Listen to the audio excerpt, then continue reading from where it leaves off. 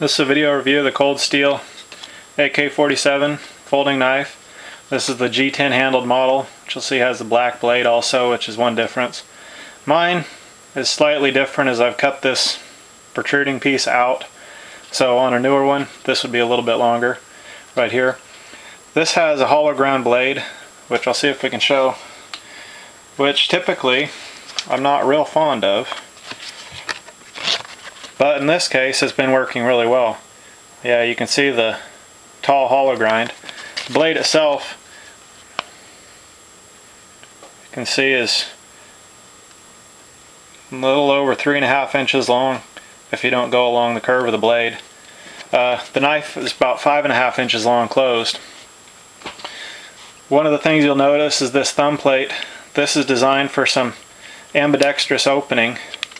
So with either hand it gives you a thumb stud, and it also lets it catch on your pants, and so you can have the knife fully deployed as you take it out of your pocket. We'll show you that in just a bit. Anyway, this lock is what Cold Steel calls their Ultra Lock. You can see it tries to help keep the blade closed, and then it'll lock the blade open. The knife has some nice open construction. You can see, so if you did get it all junked up with dirt or grit, whatever you happen to be doing at the time, it could be hosed out or blown out with air, whichever, and re-lubed. The pocket clip can be mounted either right-handed or left-handed, but in both cases it's for a tip-up carry.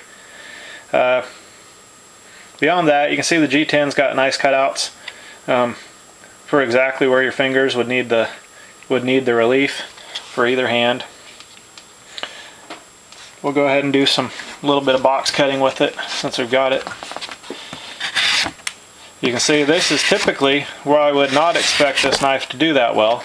I would expect, just from the hollow grind, for this thing to be binding up in the cut on the cardboard. But you can see that that's not really an issue.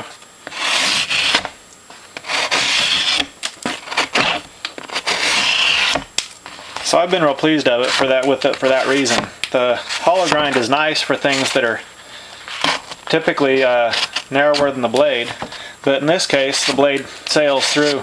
The blade is about, I want to say 532 thick, which is pretty beefy for a folding knife.